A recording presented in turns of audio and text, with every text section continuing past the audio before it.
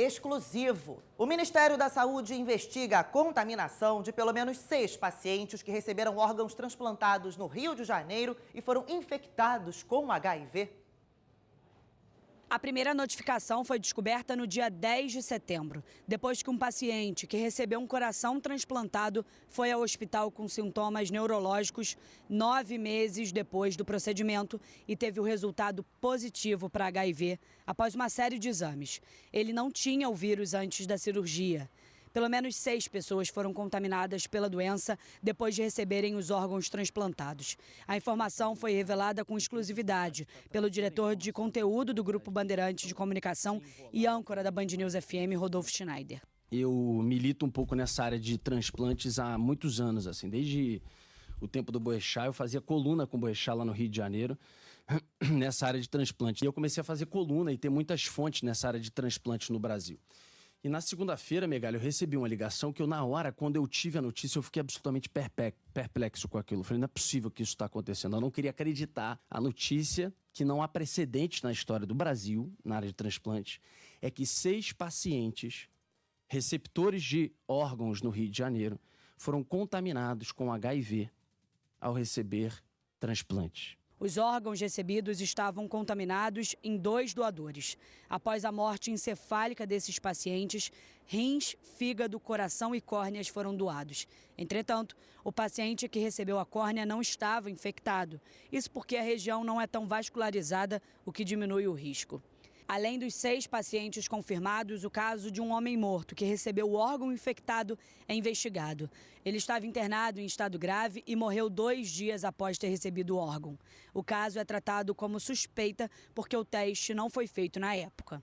O procedimento para doação de órgãos no Brasil segue uma regra comum. Depois de constatada a morte encefálica do paciente, um pedido de autorização é feito à família e, em seguida, a central de transplante é notificada e a organização de procuras de órgãos é acionada. O processo passa por testagem completa física e biológica para que a doação possa acontecer. Nessa etapa, nenhum equívoco pode ocorrer.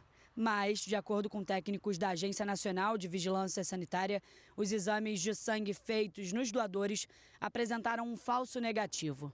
Todos os testes foram realizados na empresa PCS Laboratórios de Nova Iguaçu, na Baixada Fluminense. O grupo foi contratado pela Fundação Saúde, órgão ligado à Secretaria Estadual de Saúde do Rio, em dezembro do ano passado, em um momento em que o Hemorrio estava sobrecarregado. Para conseguir prestar serviço ao governo do estado, a PCS Laboratórios reuniu cartas de conhecidas empresas da área da saúde. Mas, apesar disso, a Coordenadoria Estadual de Transplantes, após os problemas envolvendo os exames, disse que a empresa não apresentou os documentos necessários para a qualificação técnica do laboratório. Para ele executar o exame de sorologia para a AIDS, ele tem que ter um teste qualificado pela Anvisa. Esse teste de qualificação tem que ser avaliado e liberado pela Anvisa para executar aqui. O teste que foi apresentado fisicamente no momento da inspeção sanitária que aconteceu, a caixa do teste, o teste revelado é um teste qualificado pela Anvisa. Agora, com relação a cada etapa dessa, de como ocorreu, de como cada etapa foi cumprida, essa indicância que vai nos revelar. O laboratório passou por uma fiscalização da Anvisa e várias irregularidades foram encontradas. Entre elas, não foi apresentada a documentação necessária para a compra dos kits de exames e nem a apresentação desses materiais no momento da fiscalização, o que pode indicar que essa testagem não foi feita ou que ela foi forjada. Após os erros nos exames, a Secretaria Estadual de Saúde descredenciou o laboratório e vai reforçar o sistema.